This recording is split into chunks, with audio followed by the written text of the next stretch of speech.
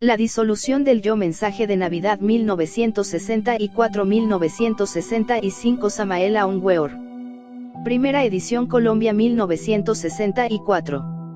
Este mensaje ha sido escrito en honor del primer Congreso Gnóstico Latinoamericano que se celebrará en Cartagena, República de Colombia, del 27 de diciembre de 1964 al 1 de enero de 1965. El autor. Introducción.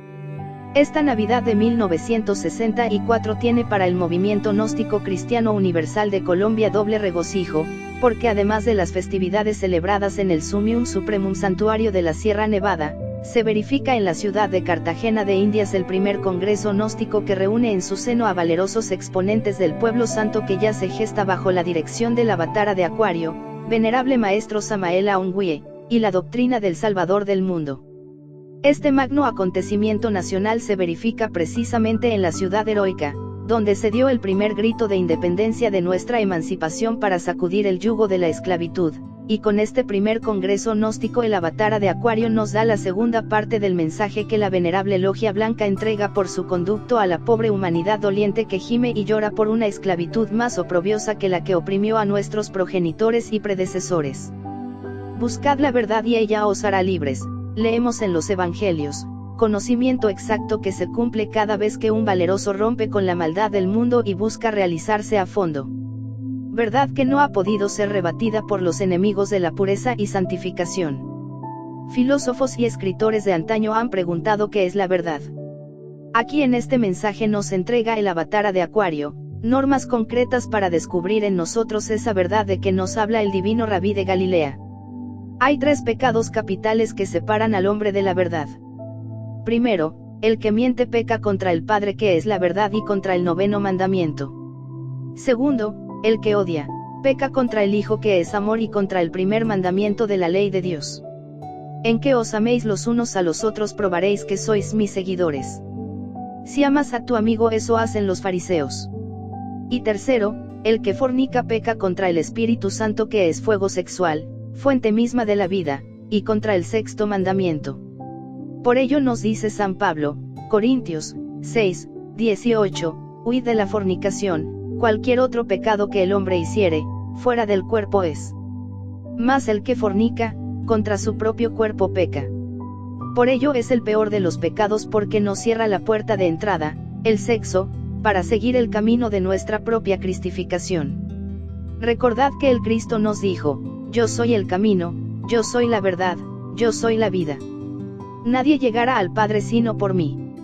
Por ello el Espíritu Santo o fuego sagrado en nosotros, está regido su ascenso por los méritos del corazón, siendo la morada del Padre en lo alto, la cabeza, la del Hijo en medio, en el corazón, y el del fuego sexual, Espíritu Santo, en el hueso sacro o coxis y frente a la puerta de entrada donde el Señor Jehová puso al ángel con espada de fuego, cuando expulsó al hombre del paraíso. Solo el puro y el casto pueden entender la Santa Biblia y desentrañar los profundos misterios que ella encierra, pero a ella acuden los que jamás la han leído para rebatir la guarda del sexto mandamiento diciendo, y el creced y multiplicaos, mandato que fue dado solo a Adán según la sabiduría del Génesis, y cuando todavía no se le había dado compañera al hombre en su primera etapa evolutiva como andrógino. También, horrorizados, se oponen al mandamiento, adoloridos porque piensan que el mundo se les puede acabar. Este argumento se lo repiten a todo gnóstico que divulga el sexto mandamiento, decidles que estas enseñanzas las damos solo para los gnósticos y que la humanidad no se acabara, porque para eso están ellos, para reproducirse como los demás animales de la tierra y sus mujeres pariendo con dolor, con insoportable costo y gran vergüenza, y que nosotros tomaremos de allí lo que más sirva para gloria del Padre, del Hijo y del Espíritu Santo. Ha sido tan hábilmente disimulado por los hombres lo que implica el sexto mandamiento que veamos como lo explica la Enciclopedia Sopena, que casi siempre reproduce lo que dice el diccionario de la Real Academia de la Lengua Española. Adulterio, del latín adulterium, cópula o ayuntamiento carnal y legítimo del hombre con la mujer, siendo uno de ellos o los dos casados, o lo que es lo mismo, la violación corporalmente consumada de la fidelidad conyugal por cualquiera de los dos cónyuges, y fornicación, del latín fornicare, tener ayuntamiento o cópula carnal fuera del matrimonio. UTEA. con lo cual se indica claramente que adulterio y fornicación es la misma cosa. Con razón los eruditos nos tratan de imbéciles. Si lo uno y lo otro fuesen lo mismo, la Biblia no tendría por qué hablar sobre adulterio y adúltero en 25 versículos diferentes y de fornicación en 25 diversos versículos, y de fornicado, fornicando y fornicar en muchos versículos más. La definición académica obliga a los letrados y eruditos a rechazar el mandato tal como es y a despreciar la sangre del cordero, que estudien lo que dice la Biblia en el capítulo 15 del Levítico, donde se habla claramente de lo que implica el tremendo vicio de la fornicación y declara inmundo hasta la tarde al que pierde su simiente voluntaria o involuntariamente. Los mismos lectores de la Biblia manifiestan que eso pertenece al Antiguo Testamento para indicar así que está en desuso, cuando el Cristo dijo: yo no he venido a abrogar la ley sino a cumplirla. Preguntadles. Porque aceptan los 10 mandamientos y hasta cobran los diezmos siendo del Antiguo Testamento.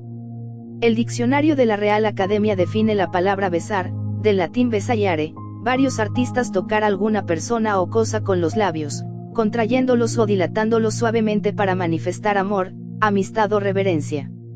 Ahora cabe preguntar cómo lo interpretará el letrado que paseando con una dama, un desconocido de ambos le da un beso en la mejilla. ¿Cómo enseña la Real Academia o cómo lo entiende? Entonces, ¿en qué quedamos? Nosotros los gnósticos usamos el plan divino para el acontecimiento de una divina concepción y muchas veces se procesa en la forma en que lo denuncia la Santa Biblia y acontece el caso de Ana, madre de Juan el Bautista, que lo tuvo a la edad de 70 años, por cuyo motivo ese hijo tuvo que vivir en el desierto y vestirse con pieles de animales. Los externos usan millones de espermatozoides para su propia reproducción, nosotros los aprovechamos para darnos vida, luz y sabiduría a nosotros mismos y con la escapada de uno solo de ellos, logramos obtener hijos de la luz. Sostienen los amantes del vicio que la mujer sufre cuando el varón le niega la simiente, decidles que las nuestras no sufren porque son castas y que nosotros les llevamos la ventaja de conocer los dos sistemas. Por ello el maestro afirma que si Luzbel hubiese conocido la sapiencia del pecado jamás hubiera caído. Observa, oh gnóstico, que la mujer solo pierde un huevo mensualmente y que el fornicario pierde a voluntad millones en el mismo tiempo. Ha sido demostrado microscópicamente que la mujer produce millones de huevos. Observa que en casi todas las especies animales el macho tiene más belleza que la hembra, en cambio en la especie humana se opera lo contrario. Observa también que entre los animales el macho respeta a su hembra una vez que está gestando y ella al tiempo lo rehúye, pero el fornicario no respeta las leyes de la naturaleza y hace todo lo contrario. Observa que a la mujer se le llama el sexo débil y sin embargo maneja al hombre a su antojo. Cuando el hombre recupera la castidad perdida se rejuvenece y se embellece como los animales que él hace castos a la fuerza para explotarlos, adquiere nuevamente el bastón de mando, el báculo de los patriarcas y se liberta del sexo, y lo domina. Nuestra simiente se nutre de 3 alimentos básicos, primero con lo que comemos, segundo con lo que respiramos, y tercero, con lo pensamos. Ahora sabrás por qué hemos pedido para ti saneamiento completo alejando vicios, separando carnes y pidiéndote castidad en pensamiento, palabra y obra y no olvides que esto es para ti, no es para los de afuera. Por ello el Cristo decía, no des margaritas a los cerdos porque las hollan. Observa, oh gnóstico, al humilde campesino que de sus siembras recoge lo que vale, la simiente o semilla, y deja que el bagazo se pudra en la tierra. No hagas como el habitante del abismo, que cuida mucho su cuerpo físico llenándolo de distinciones y agasajos y luego bota y hasta desprecia su simiente y rueda en la vejez como naranja exprimida pisoteada de todo transeúnte. Con justa razón nos ha dicho el maestro, si los hombres supieran lo que van a perder cuando van a fornicar, en lugar de ir riendo irían llorando. No hagas, oh gnóstico, como los habitantes del laberinto que alegran su tristeza con licores y lupanares. Toma el vino de luz, el licor de mandrágoras, el licor de los dioses para que permanezcas heroico y rebelde ante la maldad del mundo, pero no cambies como Esaú los derechos de primogenitura por un plato de lentejas, ni como la mujer de Lot, volviendo la cara al pasado, ni viviendo entre las dolorosas tumbas de los recuerdos. No creas, oh gnóstico, que sacar a las gentes del laberinto es cosa fácil, para ello se requieren hombres de pureza inmaculada, virtud acrisolada y haber formado a Cristo en su corazón y sin embargo, por ahí te atacarán los enemigos del Cristo interno para dañar honra y honor. Observa que al hablarle a un niño de matrimonio te tratará de loco porque él no tiene madurez para apreciar y juzgar el tema a tratar. Igual cosa pasará con los hombres que no tienen madurez espiritual.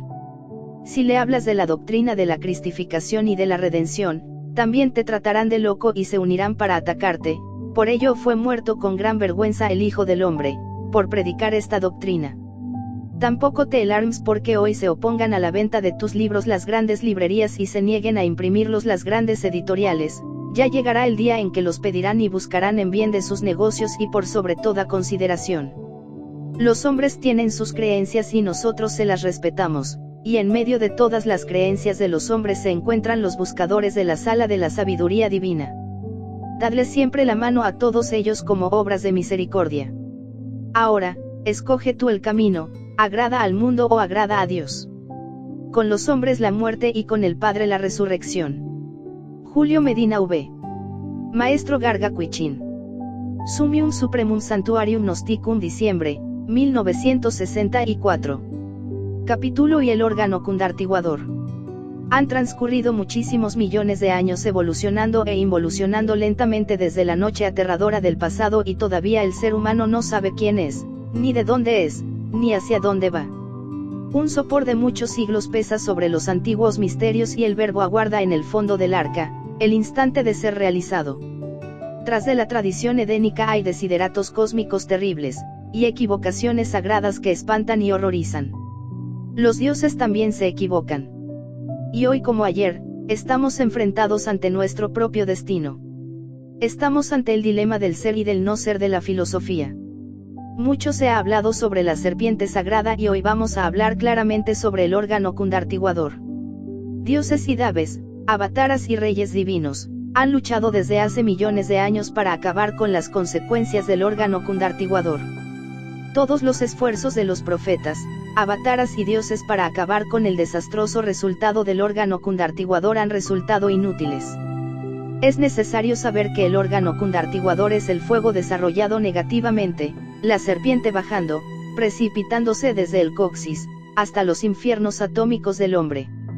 El órgano cundartiguador es la horrorosa cola de Satán en el cuerpo de deseos de ese animal intelectual, falsamente llamado hombre. Lo que más duele, lo que más lastima al alma en esto es saber que algunos individuos sagrados le dieron a la humanidad el órgano cundartiguador. Dicen las viejas tradiciones que durante la época lemúrica vinieron a la Tierra ciertos individuos sagrados en una astronave cósmica.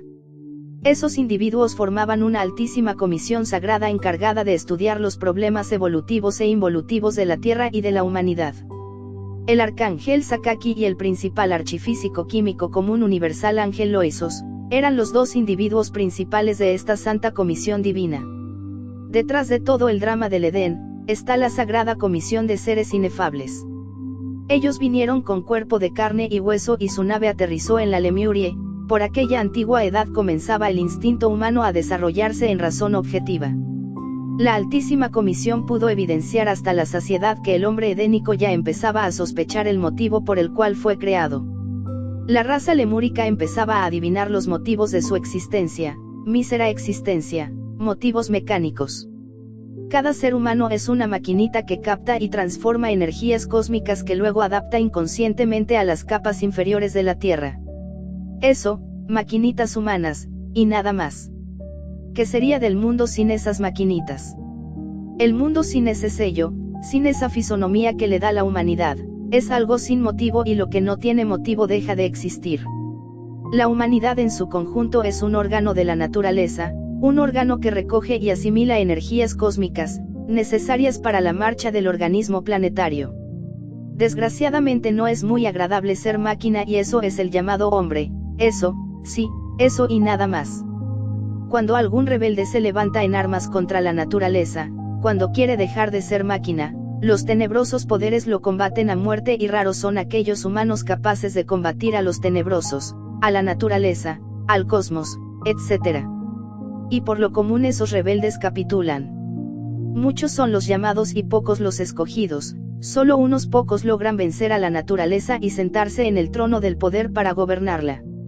Los lemures ya habían sospechado todo y con su instinto comprendían que los seres humanos dejaban de nacer cuando después de haber prestado sus servicios de máquinas a la naturaleza, se hacían perversos. Por doquiera y en todos los rincones de Lemurie se sospechaba instintivamente toda esta tragedia que ya quería asomarse a la razón objetiva.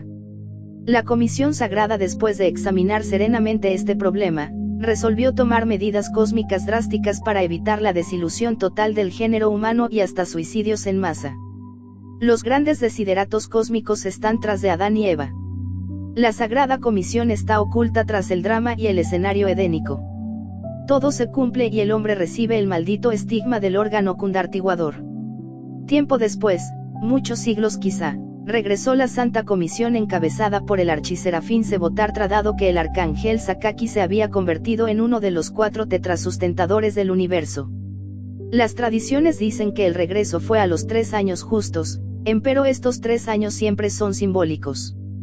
La realidad fue que entonces, después de severo examen de la situación del archifísico químico Ángel Loesos, destruyó el órgano cundartiguador en la raza humana, porque ésta no lo necesitaba. El ser humano había abandonado todas sus sospechas y se había ilusionado de las bellezas de este mundo. Los dioses salvaron al ser humano de una gran crisis, lograron que se ilusionara de este mundo y que viviese en él como todo un ciudadano planetario, pero no pudieron salvarlo de las malas consecuencias del órgano cundartiguador. Realmente las malas consecuencias de dicho órgano se convirtieron en hábitos y costumbres equivocadas que al irse al fondo interno de nuestra psiquis, se convirtieron en el subconsciente. El ego o yo psicológico es el mismo subconsciente cuyas raíces se hallan en las malas consecuencias del órgano cundartiguador. Mucho luchó el Santísimo Asiata Siemas para quitarle a la humanidad las malas consecuencias del órgano cundartiguador. Mucho sufrió el Santo Lama en el Tíbet para salvar a la humanidad de esas horribles consecuencias del mencionado órgano fatal. Muchas amarguras pasaron Buda, Jesús, Moisés y otros para libertar a la humanidad de las desastrosas consecuencias del órgano cundartiguador. La Sagrada Comisión de seres inefables se echó un terrible karma cósmico sobre sus hombros. Dicho karma será pagado en el futuro Mahambantara. Escuchadme, hermanos gnósticos. Comprended que solo con los 3 factores de la revolución de la conciencia podéis acabar con las malas consecuencias del órgano cundartiguador. Esos 3 factores son: A. Muerte del yo psicológico. B. Nacimiento del ser en nosotros. Y C. Sacrificio por la humanidad. El yo muere a base de rigurosa comprensión creadora. El ser nace en nosotros con el Maitana, magia sexual. Sacrificio por la humanidad es caridad y amor bien entendido. Las escuelas que enseñan la eyaculación del semen aun cuando lo hagan en forma muy mística, son realmente negras porque con esa práctica se desarrolla el órgano cundartiguador. Las escuelas que enseñan la conexión del lingam yoni sin eyaculación del semen, son blancas porque así sube el kundalini por el canal medular. Las escuelas que enseñan a fortificar el yo psicológico son negras porque así se fortalecen las malas consecuencias del órgano cundartiguador. Las escuelas que enseñan la disolución del yo, muerte mística, son blancas porque destruyen las malas consecuencias del órgano cundartiguador. El órgano cundartiguador es la cola de Satanás, el fuego sexual descendiendo desde el coxis hacia los infiernos atómicos del hombre. Capítulo 2 LNS Seminis. Amadísimos hermanos gnósticos. Es necesario que en esta Navidad comprendáis a fondo todas las evoluciones e involuciones del ens seminis, porque dentro de él podréis vosotros hallar con suma paciencia todo el ens virtutis del elemento fuego. Cuentan las tradiciones esotéricas que después de la desaparición del continente Atlante, sobrevivieron ciertos conocimientos relativos al origen y significación del ens seminis. Dicen las viejas tradiciones que esos conocimientos relacionados con el ens seminis, sobrevivieron al sumergimiento de la Atlántida, pero que después de unos 35 siglos de guerras incesantes todos esos conocimientos se perdieron. Los viejos sacerdotes cuentan que de toda la primitiva sabiduría relacionada con el ens seminis, solo quedó la tradición que afirmaba categóricamente la posibilidad de autorrealizarse íntimamente con el exioehari, semen o esperma. Ciertas informaciones fragmentarias aquí y allá dispersas por distintos lugares, no indicaban los métodos para operar con el ens seminis y los primitivos arios descendientes de la Atlántida, cansados de tantas guerras, comenzaron a indagar buscando el esoterismo del Enseminis. Los anhelantes buscadores de la luz sabían muy bien por las tradiciones que con el Enseminis se logra la autoperfección individual, pero desconocían la clave tántrica del Maitana y sufrían buscándola, mas no la encontraban.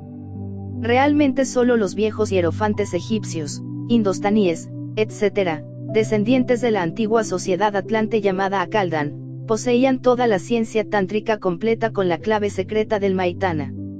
Entrar a las viejas escuelas de misterios era algo muy difícil porque las pruebas eran muy terribles y muy pocos las pasaban con éxito. La gran mayoría de aspirantes a la luz nada sabían sobre el Maitana, pero por las tradiciones comprendían que con el Enseminis sabiamente transmutado se logra la autoperfección. El ignorante procede siempre ignorantemente, y muchos creyeron que con solo abstenerse sexualmente quedaría resuelto el problema de su autorrealización. Este concepto equivocado originó muchas comunidades de monjes abstemios organizados en sectas y religiones, que ignoraban el Maitana. Creyeron los ignorantes que con solo abstenerse quedaría resuelto el problema de su autoperfección. Así es y así ha sido y así será siempre la ignorancia. Lo más lamentable es que todavía a estas horas de la vida, existan no solo monjes, sino también muchos pseudo-ocultistas y pseudo-esoteristas convencidos que con solo abstenerse, ya está resuelto el problema de su autorrealización. En el esperma hay evoluciones formidables y tremendas involuciones. El solo trabajo natural de formación del esperma es evolutivo, el último resultado de todo lo que comemos y bebemos, es el esperma. Es también necesario saber que las evoluciones del esperma están sometidas a la fundamental ley cósmica sagrada, de Heptaparaparsinok, que es la ley del Santo 7, la septenaria ley. Cuando el Enseminis o esperma completa sus evoluciones septenarias, debe recibir un impulso desde el exterior y ser transmutado con el Maitana, porque de lo contrario entra de lleno en el proceso de la involución o retroceso, convirtiendo al individuo en infrasexual degenerado. La involución de la esperma elabora entre muchas otras sustancias perniciosas, una especialmente maligna, que tiene la propiedad de originar dos tipos de acciones en el funcionalismo general del organismo. El primer tipo de acción consiste en provocar el depósito de grasa superflua dentro del organismo. El segundo tipo de acción consiste en originar en el ser humano ciertas vibraciones malignas conocidas en el esoterismo como vibraciones venenio-esquirianas. El primer caso origina cerdos humanos, es decir, hombres regordos, horribles, llenos de grasa. El segundo caso origina hombres flacos y enjutos, intensamente cargados con las perversas vibraciones venenio-esquirianas. Estas vibraciones se manifiestan en forma dual. Fanatismo en alto grado y cinismo experto, son en síntesis, la dual manifestación de esas tenebrosas vibraciones. El fanatismo suele ser externo y el cinismo resulta interno. He aquí dos caras de una misma medalla, el anverso y el reverso. Lo más grave de todo esto y de esa absurda abstinencia sexual es que las tenebrosas vibraciones venenio-esquirianas no solo estimulan las malas consecuencias del órgano cundartiguador, sino que también pueden desarrollar realmente dicho órgano maligno. Si tenemos en cuenta que todo opuesto contiene a su contrario y que por lo tanto dentro de la misma luz están las tinieblas y viceversa, y que dentro de la virtud está su opuesto en estado latente, etc., debemos entonces comprender a fondo la palabra Kundalini. Kunda, nos recuerda al órgano cundartiguador, Lini, en antiguo lenguaje atlante, significa fin. Esto es pues, fin del órgano cundartiguador. Analizando a fondo la cuestión, llegamos a la conclusión lógica que necesitamos el Maitana para transmutar el Enseminis y poner fin no solo al órgano cundartiguador sino a las consecuencias que quedaron de dicho órgano. Cuando el yo se disuelve y la serpiente de fuego sube por el canal medular, desaparecen hasta los últimos vestigios del órgano cundartiguador. Debido a eso, podemos darle al fuego sagrado el nombre de Kundalini, que significa fin del órgano cundartiguador. Capítulo 3. Los 7 cosmos. La Cábala dice que existen dos cosmos, el macrocosmos y el microcosmos. El primero representa lo infinitamente grande, lo segundo representa lo infinitamente pequeño. La enseñanza cabalista sobre los dos cosmos está incompleta, es tan solo una enseñanza fragmentaria. Existen 7 cosmos y no únicamente 2 como pretenden equivocadamente los cabalistas. El absoluto en sí mismo es explicado por la Cábala como teniendo tres aspectos, a saber: 1. Ein Sof Aur. 2. Ein Sof. 3. Ein. Ein Sof Aur viene a ser el círculo externo. Ein Sof viene a ser el círculo medio. Ein es de hecho Sat, el inmanifestado absoluto. El primer cosmos no podría existir dentro del inmanifestado An, ni siquiera dentro del An Saf. El primer cosmos solo puede existir en el An Safor. El primer cosmos es de naturaleza puramente espiritual y su nombre es protocosmos. El segundo es el ayocosmos o melagocosmos, esto es, el gran cosmos, todos los soles, todos los mundos del espacio infinito. El tercer cosmos es el macrocosmos del cual hablan los cabalistas en sus libros y está compuesto por la Vía Láctea con sus 18 millones de soles que giran alrededor del Sol central Sirio. El cuarto es el deuterocosmos que está constituido por el Sol de nuestro sistema solar con todas sus leyes. El quinto es el mesocosmos, nuestro planeta Tierra. El sexto es el microcosmos hombre. El séptimo es el tritocosmos, lo infinitamente pequeño, átomos, moléculas, insectos, microbios, electrones, etc. y además el abichi, abismo. Entre el microcosmos hombre y el macrocosmos existen el mesocosmos y el deuterocosmos, por lo tanto resulta un poco caprichosa aquella frase que dice, el hombre es el microcosmos del macrocosmos. Cada uno de los 7 cosmos tiene sus leyes propias. El gnóstico tiene que estudiar las leyes que gobiernan a estos 7 cosmos, a fin de saber cuál es el puesto que ocupamos en la vida y cómo debemos hacer para lograr la liberación final. Rayo de la creación. Dice el maestro G que el rayo de la creación inicia su crecimiento desde el absoluto y termina en la luna. El error del maestro G consiste en creer que la luna es un fragmento desprendido de la Tierra. La luna es mucho más antigua que la Tierra, es un mundo ya muerto, un mundo que perteneció a otro rayo de la creación. Realmente nuestro propio rayo de creación se inició en el absoluto y terminó en el infierno, infernus, abichi, Tartarus griego, averno romano, reino mineral sumergido, morada fatal de los tenebrosos sublunares. El rayo de la creación correctamente explicado es así: A. Absoluto. B. Todos los mundos. C. Todos los soles. D. El Sol. E. Todos los planetas. F. La Tierra. G. El abismo. Los hermanos del movimiento gnóstico deben comprender a fondo este conocimiento esotérico que en este mensaje de Navidad les damos para que sepan cuál es el lugar exacto que vienen a ocupar en el rayo de la creación. Necesitamos conocer a fondo el camino a fin de lograr la Navidad del corazón y la liberación final. En el absoluto se inicia el rayo de la creación con el protocosmos. Todos los mundos en el rayo de la creación corresponden al ayocosmos. Todos los soles de la Vía Láctea corresponden al macrocosmos en el rayo de la creación. El deuterocosmos en el rayo de la creación es el Sol. El mesocosmos en el rayo de la creación está constituido por todos los planetas del sistema solar y la Tierra que los representa. El microcosmos es el hombre en el rayo de la creación. El tritocosmos es el átomo y el abismo. En el primer cosmos solo existe la única ley, la ley del absoluto. En el segundo cosmos el primero se convierte en 3 y 3 leyes gobiernan el segundo cosmos. En el tercer cosmos las 3 se convierten en 6 leyes. En el cuarto cosmos las 6 se duplican en 12. En el quinto cosmos las 12 se duplican para convertirse en 24 leyes. En el sexto cosmos las 24 leyes se duplican convirtiéndose en 48 leyes. En el séptimo cosmos las 48 leyes se convierten por duplicación en 96 leyes. En el protocosmos solo se hace la voluntad del absoluto, la única ley. En el segundo cosmos la gran ley se convierte en 3, Padre, Hijo y Espíritu Santo, fuerza positiva, fuerza negativa, fuerza neutra. En el tercer cosmos comienza la mecánica porque las 3 fuerzas primordiales se dividen convirtiéndose en 6. En el cuarto cosmos la vida se vuelve mucho más mecánica porque ya no son 6, sino 12 las leyes que lo gobiernan. En el quinto cosmos la vida es muchísimo más mecánica y ya casi nada tiene que ver con la voluntad del absoluto, porque las 12 leyes se han vuelto 24. En el sexto cosmos la vida es tan tremendamente materialista y mecánica que ya ni siquiera se sospecha que existe la voluntad del absoluto. Nosotros vivimos en un mundo mecánico de 48 leyes, un mundo donde no se hace la voluntad del absoluto, un apartadísimo rincón del universo, un lugar oscuro y terriblemente doloroso.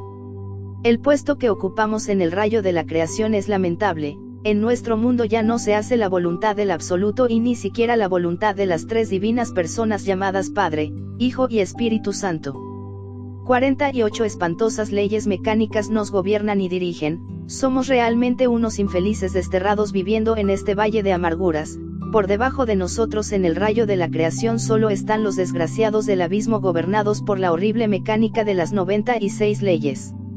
Necesitamos libertarnos de las 48 leyes para pasar el quinto cosmos, el de las 24 leyes. Necesitamos libertarnos luego del quinto cosmos, el de las 12 leyes, y después continuar nuestro trabajo de liberación final pasando por el cuarto y el tercero y segundo cosmos para regresar al absoluto. Todas las sustancias de los 7 cosmos están dentro de nosotros mismos. Dentro del cerebro pensante tenemos la sustancia del protocosmos. Dentro del cerebro motor o sistema pensante tenemos la sustancia del ayocosmos. Dentro del cerebro consciente formado por todos los centros nerviosos específicos del organismo humano, tenemos la sustancia del macrocosmos y así sucesivamente. Los materiales para trabajar los tenemos dentro del organismo humano y si creamos los cuerpos existenciales superiores del ser, logramos de hecho libertarnos de todos los cosmos incluyendo el séptimo, para entrar al fin dentro del absoluto, inmanifestado, Sat, An. Los gérmenes de los cuerpos existenciales del ser se hallan depositados en el semen, es necesario desarrollar esos gérmenes, y eso solo es posible con el Maitana, magia sexual. Ya en nuestras pasadas publicaciones y mensajes hemos hablado sobre los cuerpos existenciales superiores del ser, y por ello nuestros estudiantes gnósticos están informados. Sabemos que el cuerpo astral, no lo confundamos con el cuerpo lunar, está gobernado por 24 leyes y que el cuerpo físico está gobernado por 48 leyes. Si creamos el cuerpo astral es claro que nos libertamos del mundo fatal de las 48 leyes, y que nos convertimos en habitantes del mundo de las 24 leyes. Si creamos el cuerpo mental nos libertamos del mundo de las 24 leyes y entramos al mundo de las 12 leyes, recordemos que el cuerpo mental está gobernando por 12 leyes. Si creamos el cuerpo causal o cuerpo de la voluntad consciente, entramos en el mundo de 6 leyes y nos convertimos en los habitantes de ese mundo porque el cuerpo de la voluntad consciente, el causal, está gobernado por 6 leyes. Los trabajos con el Maitana y la disolución del yo, más el sacrificio por la humanidad, nos permiten hacer nuevas creaciones, dentro de nosotros mismos, para libertarnos del mundo de las 6 leyes y pasar más allá del ayocosmos y protocosmos inefable. Es necesario que todos nuestros estudiantes gnósticos comprendan en esta Navidad que solo creando los cuerpos existenciales superiores del ser, y celebrando la muerte del yo y la Navidad del corazón, podrán lograr la liberación final. El ser solo puede entrar dentro de aquel que ha creado los cuerpos existenciales superiores. La Navidad del corazón solo puede ser celebrada de verdad por aquel que haya creado los cuerpos existenciales superiores del ser. La constitución del animal intelectual llamado equivocadamente hombre, es la siguiente. A. Cuerpo físico. B. Cuerpo vital. C. Cuerpo lunar de deseos. D. Cuerpo mental lunar. E. El yo pluralizado. F. El Buddhata. Los 3 aspectos del Atman Buddhi Manas, o espíritu divino, espíritu de vida, espíritu humano, no han encarnado en el ser humano porque éste no posee todavía los cuerpos solares, es decir, los cuerpos existenciales del ser. Todos nuestros esfuerzos se dirigen a libertarnos de la luna que desgraciadamente llevamos en nuestros cuerpos lunares. Creándonos los cuerpos solares, nos libertamos de la influencia lunar. Solo con el Maitana, magia sexual, podemos darnos el lujo de crear nuestros cuerpos solares porque los gérmenes de dichos cuerpos se hallan en el semen. Los cuerpos lunares, nos tienen viviendo en el mundo de las 48 leyes, el valle de las amarguras. Los cuerpos lunares son femeninos, por eso los hombres de este mundo, en los mundos internos después de la muerte son mujeres subconscientes, frías, fantasmales. Es muy lamentable que los escritores teosofistas, pseudo-rosacrucistas, etc., no hayan sido capaces de comprender que los vehículos internos actuales del ser humano, son cuerpos lunares que debemos desintegrar después de habernos creado los cuerpos solares. Es imposible liberarnos del mundo de las 48 leyes mientras no hayamos creado los cuerpos existenciales superiores del ser. Capítulo 4. El yo psicológico. Los pseudo-ocultistas y pseudo-esoteristas dividen el ego en dos yous, yo superior y yo inferior. Superior e inferior es división de un mismo organismo. Yo superior, yo inferior es todo ego, todo yo. El íntimo, lo real ser, no es el yo, trasciende todo yo, está más allá de todo yo. El íntimo es el ser es lo real, lo atemporal, lo divinal. El yo tuvo un principio y tendrá inevitablemente un fin, todo lo que tiene un principio tiene un fin. El ser, el íntimo, no tuvo principio, no tendrá fin. Él es lo que siempre ha sido y lo que siempre será. El yo continúa después de la muerte y retorna a este valle de lágrimas para repetir acontecimientos, satisfacer pasiones y pagar karma. El ser no continúa porque no tuvo principio, solo continúa lo que pertenece al tiempo, lo que tuvo un principio. El ser no pertenece al tiempo. Lo que continúa está sometido a decrepitud, degeneración, dolor, pasión.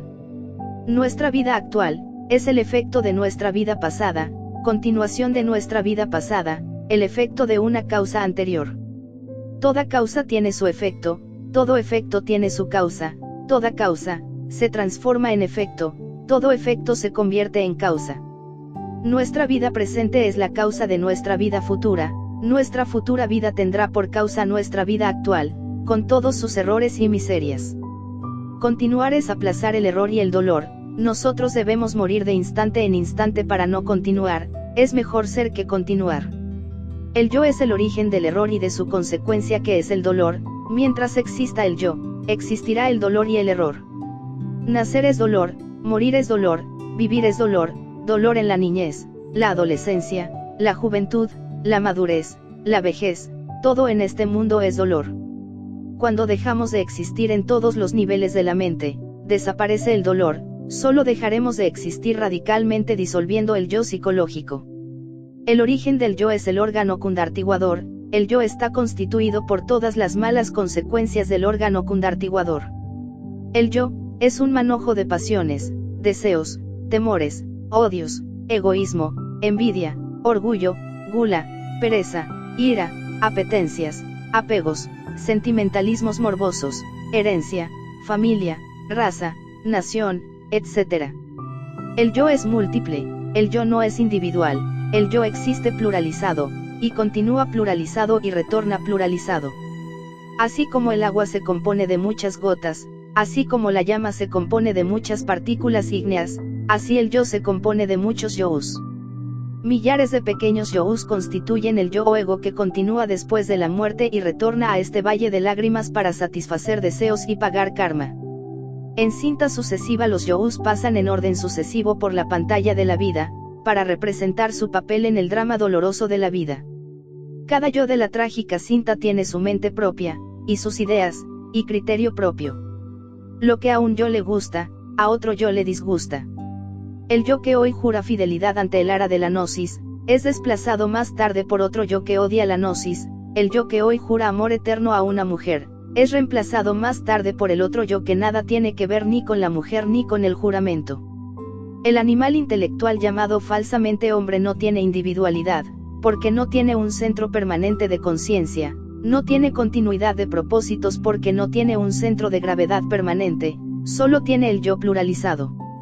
No es pues extraño que muchos se afilien al movimiento gnóstico y luego se conviertan en enemigos de él. Hoy con la gnosis, mañana contra la gnosis, hoy en una escuela, mañana en otra, hoy con una mujer, mañana con otra, hoy amigo mañana enemigo, etc. Capítulo V. Retorno y reencarnación. Retorno y reencarnación son dos leyes diferentes. Severos análisis nos han llevado a la conclusión de que existe diferencia entre retornar y reencarnar. El yo no es un individuo puesto que está constituido por muchos yous, y cada yo, aun cuando tiene algo de nuestra propia subconsciencia, goza de cierta autoindependencia. El yo es legión de diablos. Afirmar que la legión se reencarna resulta absurdo. Es exacto afirmar que el individuo se reencarna, pero no es exacto afirmar que la legión se reencarna. En este mundo existen millones de personas, pero es muy difícil hallar un individuo. Solo creando nuestros cuerpos existenciales superiores del ser, disolviendo el yo, y encarnando el ser, nos convertimos en individuos. Los individuos sagrados se reencarnan, pero el yo únicamente retorna a nueva matriz para vestirse o mejor dijera revestirse con nuevo traje de piel. El yo continúa en nuestros descendientes mediatos o inmediatos, el yo es la raza, el error y el dolor que continúan. Algunos ignorantes pseudo-ocultistas suponen equivocadamente que la personalidad se reencarna y a menudo confunden la personalidad con el yo. La personalidad no es el yo, la personalidad no se reencarna, la personalidad es hija de su tiempo y muere en su tiempo. La personalidad no es el cuerpo físico. La personalidad no es el cuerpo vital, la personalidad no es el yo, la personalidad no es el alma, la personalidad no es el espíritu. La personalidad es energética, sutil, atómica y se forma durante los primeros 7 años de la infancia con la herencia, costumbres, ejemplos, etc., robusteciéndose con el tiempo y las experiencias. 3 cosas van al panteón o cementerio. 1. Cuerpo físico. 2. Cuerpo vital. 3. Personalidad. El cuerpo físico y el vital se desintegran poco a poco en forma simultánea. La personalidad deambula por el cementerio o panteón y solo a través de varios siglos se va desintegrando. Lo que continúa, eso que no se desintegra en el cementerio, es el yo pluralizado. La legión del yo continúa con un cuerpo común, dicho cuerpo no es el astral como suponen muchos. El cuerpo que usa la legión del yo es el cuerpo lunar o cuerpo molecular. Es necesario que los estudiantes gnósticos no confundan el cuerpo lunar con el cuerpo solar. El cuerpo solar es el cuerpo astral. Solo aquellos que han trabajado con el Maitana durante muchos años poseen realmente el cuerpo astral. Los pequeños yous que habitan en el cuerpo lunar se proyectan por todas las regiones de la mente cósmica, y regresan a su cuerpo común, el cuerpo lunar. El yo vestido con su cuerpo lunar retorna a una nueva matriz para revestirse con el traje de piel y repetir en este valle de lágrimas, sus mismas tragedias y amarguras. Solo aquellos que poseen el ser se reencarnan. Los que no poseen el ser, retornan. Se necesita poseer el ser para reencarnarse. Se necesita no poseer el ser para retornar. Es sacrificio reencarnarse, es un fracaso retornar. Se reencarnan los individuos sagrados para salvar al mundo. Retornan los imbéciles para atormentar al mundo. Las reencarnaciones sagradas fueron siempre celebradas en el Tíbet con grandes fiestas religiosas. Jesús de Nazaret fue una reencarnación. El nacimiento de Jesús fue el acontecimiento más grande del mundo. Capítulo B. Disolución del yo. Hermanos míos, es necesario que vosotros en esta Navidad comprendáis a fondo la necesidad de disolver el yo. El peligro más grande que existe en la vida, es el de convertirnos en anasmusianos. Quien no trabaja en la disolución del yo en cada existencia se va degenerando más y más hasta que por fin deja de nacer porque se ha convertido en anasmusiano peligroso. Existen 4 clases de anasmusianos. 1. Anasmusiano de tipo cretino, demasiado decrépito, estúpido y degenerado.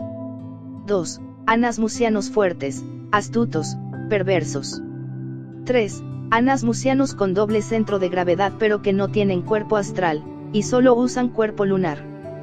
4. Anasmusianos con doble centro de gravedad y cuerpo astral. Los anasmusianos de primer tipo son verdaderos cretinos, idiotas, y degenerados sumamente perversos, pero que ya no tienen ni siquiera fuerzas para ser perversos. Esa clase se desintegra rápidamente después de la muerte del cuerpo físico. Los anasmusianos del segundo tipo continúan retornando a este mundo en órganos del reino animal. Los anasmusianos de tercer grado fueron iniciados de magia blanca y adquirieron muchos poderes psíquicos, pero como no disolvieron el yo, se extraviaron del camino y cayeron en la magia negra. Esta clase de anasmusianos es como una moneda de 2 caras, el anverso y el reverso, 2 personalidades internas, una blanca, otra negra, Cada una de esas dos personalidades tiene autoindependencia y psíquicos poderes. Los anasmusianos de cuarto tipo son verdaderos bodhisattvas caídos que cometieron el error de fortificar el yo. Estos anasmusianos tienen doble centro de gravedad, la divina y la diabólica. Lo más grave de todo es que tienen cuerpo astral. Ejemplo, Andramelech. Este anasmusiano confunde a los invocadores inexpertos. Los dos Andramelech son uno, el blanco y el negro. Ambos adeptos son opuestos y sin embargo son uno, y ambos son verdaderos maestros, el uno de la logia blanca, y el otro, de la logia negra. Muchos iniciados que lograron crearse los cuerpos existenciales superiores del ser, fracasaron porque no disolvieron el yo psicológico. Esos iniciados no pudieron celebrar la Navidad del corazón, no lograron encarnar al ser, a pesar de poseer los cuerpos existenciales superiores, y se convirtieron en anasmusianos con doble centro de gravedad. Es necesario comprender la necesidad de trabajar con los tres factores de la revolución de la conciencia si es que realmente queremos la autorrealización a fondo.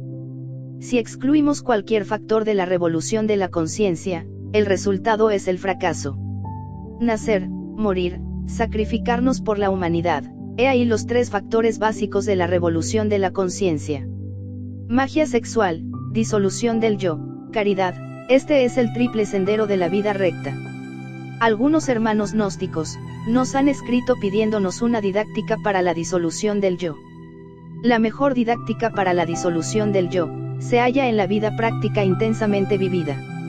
La convivencia es un espejo maravilloso donde el yo se puede contemplar de cuerpo entero.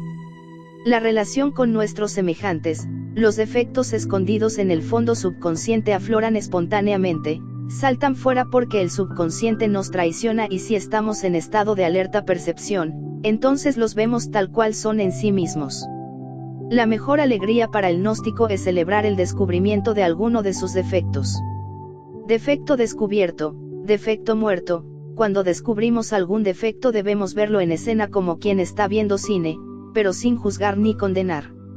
No es suficiente comprender intelectualmente el defecto descubierto, se hace necesario sumergirnos en profunda meditación interior, para atrapar al defecto en los otros niveles de la mente. La mente tiene muchos niveles y profundidades, y mientras no hayamos comprendido un defecto en todos los niveles de la mente, nada hemos hecho, y este continúa existiendo como demonio tentador en el fondo de nuestro propio subconsciente.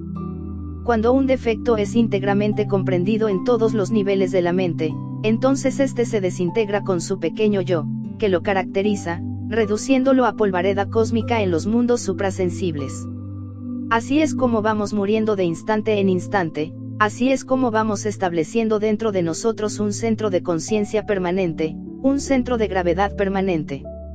Dentro de todo ser humano que no se halla en último estado de degeneración, existe el Buddhata, el principio budista interior, el material psíquico o materia prima para fabricar eso que se llama alma. El yo pluralizado gasta torpemente dicho material psíquico en explosiones atómicas absurdas de envidias, codicia, odios, celos, fornicaciones, apegos, vanidades, etc. Conforme el yo pluralizado va muriendo de instante en instante, el material psíquico se va acumulando dentro de nosotros mismos, convirtiéndonos en un centro permanente de conciencia. Así es como vamos individualizándonos poco a poco, desegoistizándonos nos individualizamos. Empero aclaramos que la individualidad no es todo, con el acontecimiento de Belén debemos pasar a la sobreindividualidad. El trabajo de disolución del yo, es algo muy serio, necesitamos estudiarnos a sí mismos profundamente en todos los niveles de la mente, el yo es un libro de muchos tomos. Necesitamos estudiar nuestros pensamientos, emociones, acciones, de instante en instante, sin justificar ni condenar, necesitamos comprender íntegramente en todas las profundidades de la mente, todos y cada uno de nuestros defectos. El yo pluralizado es el subconsciente, cuando disolvemos el yo, el subconsciente se convierte en consciente. Necesitamos convertir el subconsciente en consciente y eso solo es posible logrando la aniquilación del yo. Cuando el consciente pasa a ocupar el puesto de subconsciente, adquirimos eso que se llama conciencia continua. Quien goza de conciencia continua vive a todo instante consciente no solo en el mundo físico, sino también en los mundos superiores. La humanidad actual es subconsciente en un 97% y por ello duerme profundamente no solamente en el mundo físico, sino también en los mundos suprasensibles durante el sueño del cuerpo físico y después de la muerte.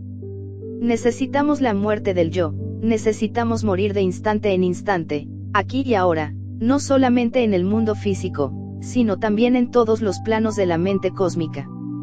Debemos ser despiadados para con nosotros mismos y hacerle la disección al yo, con el tremendo bisturí de la autocrítica. Capítulo 7. La lucha de los opuestos. Un gran maestro decía, buscad la iluminación que todo lo demás se os dará por añadidura. El peor enemigo de la iluminación es el yo. Es necesario saber que el yo es un nudo en el fluir de la existencia, una obstrucción fatal en el flujo de la vida libre en su movimiento. Se le preguntó a un maestro, ¿cuál es el camino? ¡Qué magnífica montaña!, dijo, refiriéndose a la montaña donde tenía su retiro. No os pregunto acerca de la montaña, sino acerca del camino. Mientras no puedas ir más allá de la montaña, no podrás encontrar el camino, replicó el maestro. Otro monje hizo la misma pregunta a ese mismo maestro, allá está justo delante de tus ojos. Respondióle el maestro. ¿Por qué no puedo verlo?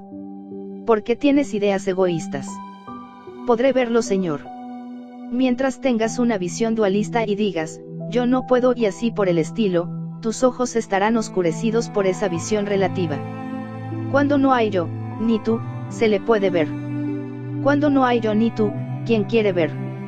El fundamento del yo, es el dualismo de la mente. El yo se sostiene por el batallar de los opuestos. Todo el razonamiento se fundamenta en el batallar de los opuestos. Si decimos fulano de tal es alto, queremos decir que no es bajo. Si decimos estoy entrando, queremos decir que no estamos saliendo. Si decimos estoy alegre, afirmamos con ello que no estamos tristes, etc. Los problemas de la vida no son sino formas mentales con dos polos, uno positivo y otro negativo. Los problemas se sostienen por la mente y son creados por la mente. Cuando dejamos de pensar en un problema, este termina inevitablemente. Alegría y tristeza, placer y dolor, bien y mal, triunfo y derrota, constituyen el batallar de los opuestos en el cual se fundamenta el yo. Toda la vida miserable que vivimos va de un opuesto a otro, triunfo, derrota, gusto, disgusto, placer, dolor, fracaso, éxito, esto, aquello, etc. Necesitamos liberarnos de la tiranía de los opuestos. Esto solo es posible aprendiendo a vivir de instante en instante sin abstracciones de ninguna especie, sin sueños, sin fantasía. ¿Habéis observado cómo las piedras del camino están pálidas y puras después de un torrencial aguacero? Uno solo puede murmurar uno, de admiración.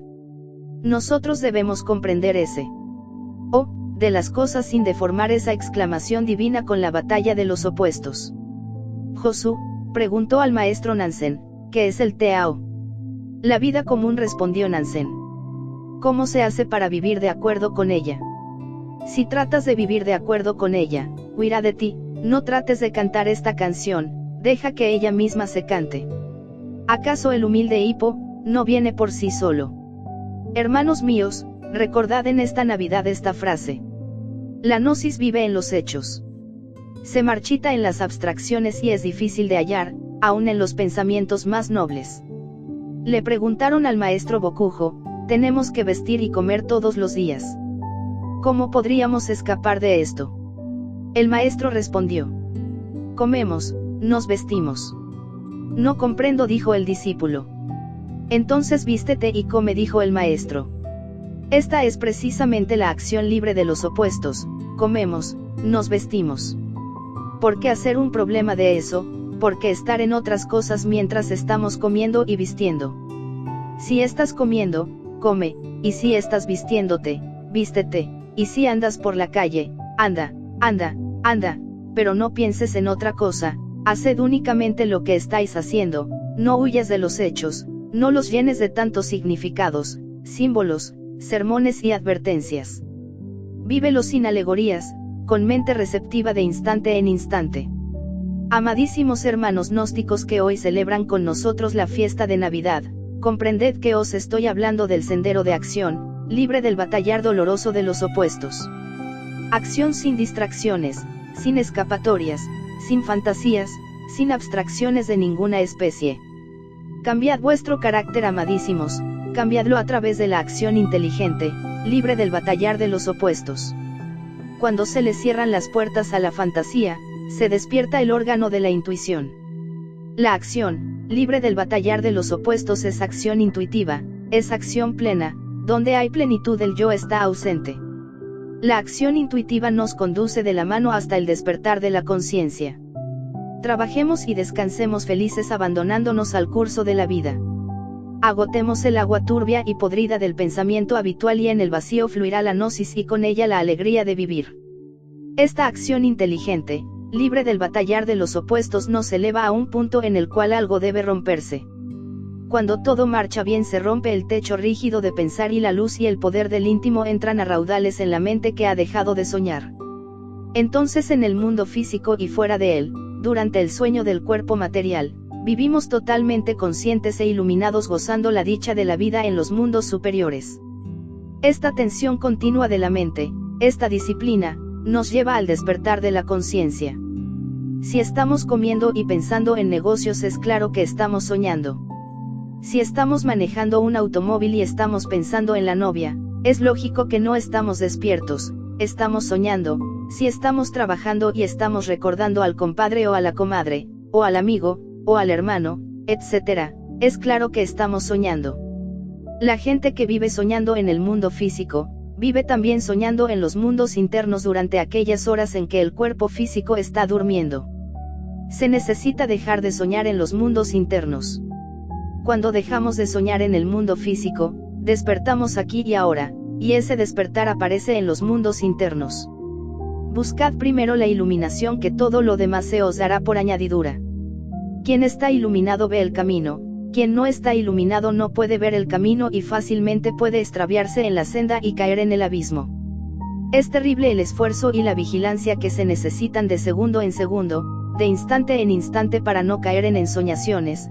Basta con un minuto de descuido y ya la mente está soñando al acordarse de algo, al pensar en algo distinto al trabajo o al hecho que estemos viviendo en el momento.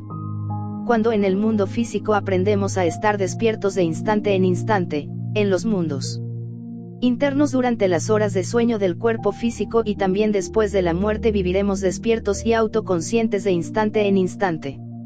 Es doloroso saber que la conciencia de todos los seres humanos duerme y sueña profundamente, no solamente durante aquellas horas de reposo del cuerpo físico, sino también durante ese estado irónicamente llamado estado de vigilia. La acción libre de dualismo mental produce el despertar de la conciencia.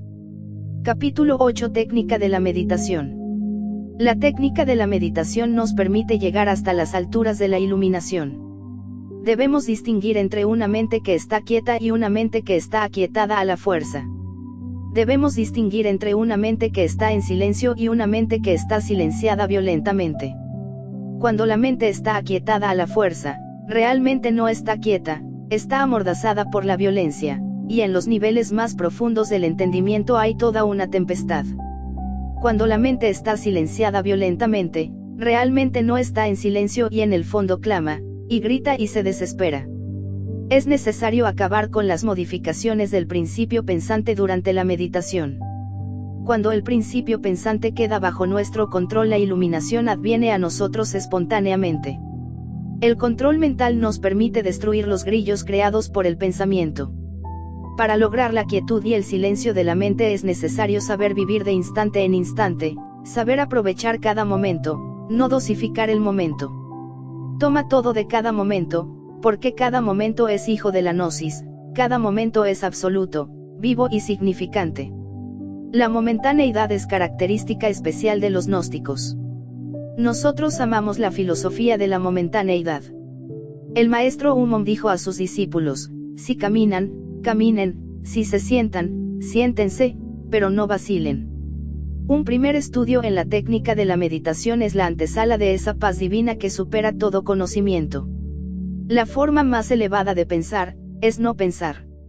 Cuando se logra la quietud y el silencio de la mente, el yo con todas sus pasiones, deseos, apetencias, temores, afectos, etc. se ausenta. Solo en ausencia del yo puede la esencia de la mente, Buddhata, despertar para unirse al íntimo y llevarnos al éxtasis. Es falso como pretende la escuela de magia negra del Subuf, que la mónada, o la gran realidad penetre dentro de aquel que todavía no posee los cuerpos existenciales superiores del ser. Lo que entra dentro de los fanáticos tenebrosos del Subuf son las entidades tenebrosas que se expresan en ellos con gestos y acciones y palabras bestiales y absurdas. Esas gentes son poseídas por tenebrosos.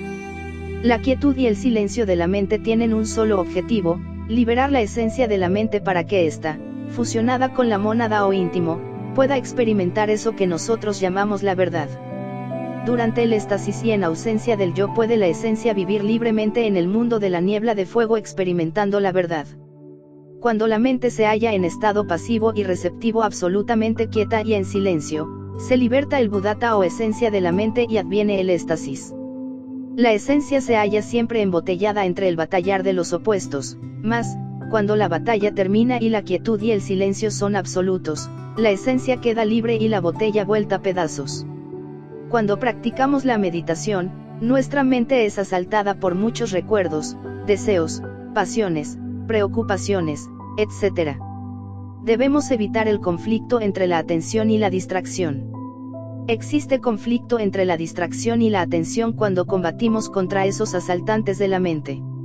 El yo es el proyector de dichos asaltantes mentales. Donde hay conflicto, no existe quietud ni silencio. Debemos anular al proyector mediante la autoobservación y la comprensión. Examinad cada imagen, cada recuerdo, cada pensamiento que llegue a la mente. Recordad que todo pensamiento tiene dos polos, el positivo y el negativo. Entrar y salir son dos aspectos de una misma cosa, el comedor y el baño, lo alto y lo bajo, lo agradable y lo desagradable, etc. Son siempre los dos polos de una misma cosa. Examinad los dos polos de cada forma mental que llegue a la mente. Recordad que solo mediante el estudio de las polaridades se llega a la síntesis. Toda forma mental puede ser eliminada mediante la síntesis. Ejemplo, nos asalta el recuerdo de una novia. Es bella. Pensemos que la belleza es el opuesto de la fealdad y que si en su juventud es bella, en su vejez será fea. Síntesis, no vale la pena pensar en ella, es una ilusión, una flor que se marchitará inevitablemente. En la India esta autoobservación y estudio de nuestra propia mente es llamada pratyahara. Los pájaros pensamientos deben pasar por el espacio de nuestra propia mente en sucesivo desfile pero sin dejar rastro alguno. La infinita procesión de pensamientos proyectados por el yo, al fin se agota y entonces la mente queda quieta y en silencio. Un gran maestro autorrealizado dijo, solamente cuando el proyector, es decir el yo, está ausente por completo, entonces sobreviene el silencio que no es producto de la mente. Este silencio es inagotable, no es del tiempo, es lo inconmensurable, solo entonces adviene aquello que es. Toda esta técnica se resume en dos principios. A. Profunda reflexión y B. Tremenda serenidad. Esta técnica de la meditación con su no pensamiento, pone a trabajar la parte más central de la mente, la que produce el éxtasis. Recordad que la parte central de la mente es eso que se llama el Buddhata, la esencia, la conciencia. Cuando el Buddhata despierta quedamos iluminados, necesitamos el despertar del Buddhata, la conciencia. El estudiante gnóstico puede practicar sentado al estilo occidental o al estilo oriental. Es aconsejable practicar con los ojos cerrados para evitar las distracciones del mundo exterior. Conviene relajar el cuerpo evitando cuidadosamente el que algún músculo quede en tensión. Resulta magnífico saber combinar inteligentemente la meditación con el sueño a fin de que la materia no estorbe. El Buddhata, la esencia, es el material psíquico, el principio búdico interior, el material anímico o materia prima con la cual damos forma al alma. El Buddhata, es lo mejor que tenemos dentro y despierta con la meditación interior profunda. El Buddhata es realmente el único elemento que posee el pobre animal intelectual para llegar a experimentar eso que llamamos la verdad. No pudiendo el animal intelectual encarnar al ser debido a que todavía no posee los cuerpos existenciales superiores, lo único que puede es practicar la meditación para autodespertar el Buddhata y conocer la verdad. Jesús el Divino Maestro cuya Navidad celebramos en este año de 1964, dijo, conoced la verdad y la verdad os hará libres. Capítulo 9. El éxtasis. Isan envió al maestro Koizen un espejo. Koizen lo mostró a sus monjes y dijo: este es el espejo de Isan o el mío. Si dicen que es de Isan, ¿cómo puede ser que se encuentre en mis manos? Si dices que es mío, ¿acaso no le he recibido de las manos de Isan? Habla, habla, si no lo haré pedazos. Los monjes no pudieron pasar entre esos dos opuestos y el maestro volvió pedazos el espejo. Es imposible el éxtasis mientras la esencia esté embotellada entre los opuestos. En tiempos de Babilonia vino al mundo el Bodhisattva del Santísimo Asyata Siemas, un gran avatara. El Bodhisattva no estaba caído y como todo Bodhisattva tenía normalmente desarrollados los cuerpos existenciales superiores del ser. Cuando llegó a la edad responsable llegó al monte Veciniana y se metió en una caverna. Cuenta la tradición que hizo 3 tremendos ayunos de 40 días cada uno acompañado de sufrimiento intencional y voluntario. El primer ayuno él lo dedicó a la oración y a la meditación. El segundo ayuno fue dedicado a revisar toda su vida y las vidas pasadas. El tercer ayuno fue el definitivo, fue dedicado a acabar con la asociación mecánica de la mente, no comió y solo bebió agua y cada media hora se arrancaba 2 pelos del pecho. Existen 2 tipos de asociación mecánica que vienen a ser la base de los opuestos. A. Asociación mecánica por ideas, palabras, frases, etc. B. Asociación mecánica por imágenes, formas, cosas, personas, etc. Una idea se asocia a otra, una palabra a otra, una frase a otra y viene el batallar de los opuestos. Una persona se asocia a otra, el recuerdo de alguien viene a la mente, una imagen se asocia a otra, una forma a otra y continúa el batallar de los opuestos. El Bodhisattva del avatara Asyata Siemas sufriendo lo indecible, y ayunando 40 días, mortificándose espantosamente, sumido en profunda meditación íntima, logró la disociación de la mecánica mental y su mente quedó solemnemente quieta y en imponente silencio. El resultado fue el éxtasis con encarnación de su real ser. Asyata Siemas hizo en Asia una gran obra fundando monasterios y estableciendo por dondequiera gobernantes de conciencia despierta. Este Bodhisattva pudo encarnar a su real ser durante la meditación debido a que tenía los cuerpos existenciales superiores del ser. Aquellos que no tienen los cuerpos existenciales superiores del ser no pueden lograr que la divinidad o el ser operen dentro de ellos o se encarnen, pero sí pueden liberar la esencia para que se fusione con el ser y participe de su éxtasis. En estado de éxtasis podemos estudiar los grandes misterios de la vida y de la muerte. Hay que estudiar el ritual de la vida y de la muerte, mientras llega el oficiante, el íntimo, el ser. Solo en ausencia del yo se puede experimentar la dicha del ser. Solo en ausencia del yo, adviene el éxtasis. Cuando se logra la disociación de la mecánica mental, viene eso que los orientales llaman, estallido de la bolsa, irrupción del vacío, entonces hay un grito de júbilo porque la esencia, el Buddhata, se ha escapado de entre la batalla de los opuestos y ahora participa de la comunión de los santos. Solo experimentando el éxtasis, se sabe lo que es la verdad y la vida. Solo en ausencia del yo gozamos la dicha de la vida en su movimiento. Solo en estado de éxtasis podemos descubrir el hondo significado de la Navidad que esta noche celebramos con júbilo en nuestro corazón. Cuando en estado de éxtasis estudiamos la vida del Cristo, descubrimos que gran parte del drama cósmico representado por el Señor, se quedó sin escribir. Debemos practicar diariamente la meditación gnóstica, se puede practicar solos o acompañados. La técnica de la meditación enseñada en este mensaje, debe establecerse en todos los lumiciales gnósticos, como una obligación, convirtiendo dichos lumiciales, en centros de meditación. Todos los hermanos gnósticos en grupos, deben sentarse a meditar. Todo grupo gnóstico debe practicar esta técnica de la meditación antes o después de los rituales. También se puede y se debe practicar la técnica de la meditación en la casa, diariamente. Quienes puedan salir de paseo al campo deben hacerlo para meditar en el silencio del bosque. Basados en este mensaje y con estas enseñanzas se necesita incluir dentro del orden de los lumiciales gnósticos, la técnica de la meditación. Entregamos a los lumiciales, la única técnica que debe ser aceptada por todos los lumiciales.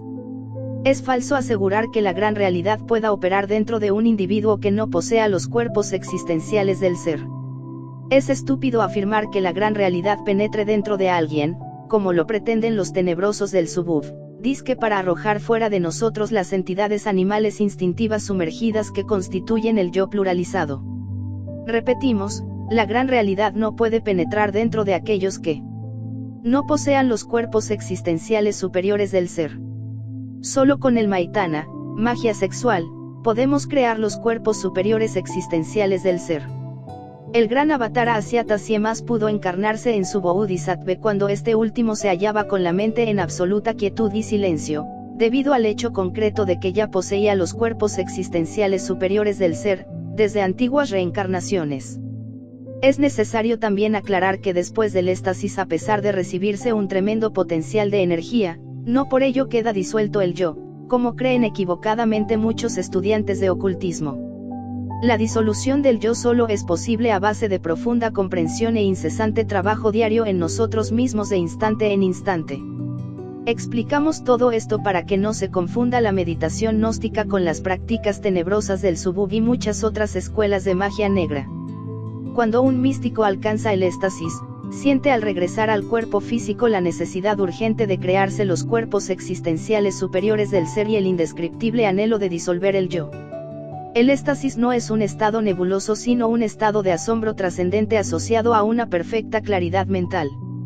Hermanos míos, os deseo feliz Navidad y próspero Año Nuevo. Que la estrella de Belén resplandezca en vuestro camino.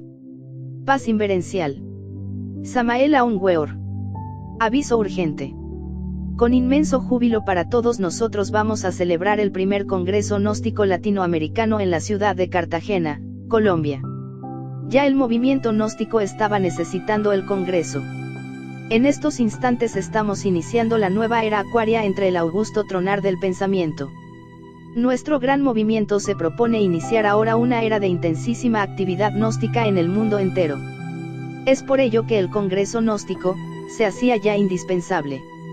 En esta Navidad de 1964 y con motivo del Congreso Gnóstico, hacemos llegar nuestro saludo a todos y cada uno de los hermanos de nuestro gran movimiento. Para información sobre el Congreso, aconsejamos dirigirse a Gabriel Romero R. Apartado Aéreo 2014 a 2009 Cartagena, Colombia. El Congreso Gnóstico tendrá su apertura el 27 de diciembre de 1964 y se clausurará el 1 de enero de 1965. Correspondencia. Ruego a todos los hermanos que me escriben, poner bien claro su nombre de remitente en la carta y su dirección bien precisa para poderles contestar. Necesitamos con suma urgencia la cooperación voluntaria y espontánea de todos los hermanos gnósticos para bien de la obra. A esta sede central del movimiento gnóstico en México, llegan millares de cartas de todos los países de la Tierra y necesitamos contestar. Los timbres de correos cuestan y son muchos miles de pesos que gastamos en correos. Son muchas las gentes que nos escriben, pidiendo orientación, enseñanza, etc., y son muchos los miles de pesos que cuestan los timbres de correos. Ayudadnos hermanos a ayudar. Enviad a México vuestro óvulo. Es cooperar para ayudar a miles de personas. Nosotros ayudamos orientando. Con buena voluntad y noble corazón, todos los hermanos pueden ayudarnos a ayudar. Las cartas pueden venir dirigidas así. Rafael Ruiz Ochoa Apartado N grado 78 a 58 México DF. Rafael Ruiz Ochoa entregará su carta a Samael Aun Weor, presidente fundador del Movimiento Gnóstico Cristiano Universal. Ninguna carta se quedará sin respuesta, estamos dispuestos a contestar a todo aquel que nos escriba. Índice. La disolución del yo 1. Introducción 1. Capítulo y el órgano cundartiguador 4. Capítulo 2 LNS Semini 6. Capítulo 3 Los 7 Cosmos 8. Rayo de la creación 9. Capítulo 4 El yo psicológico 12. Capítulo V Retorno y reencarnación 13. Capítulo V Disolución del yo 14. Capítulo 7 La lucha de los opuestos 16. Capítulo 8 Técnica de la meditación 19.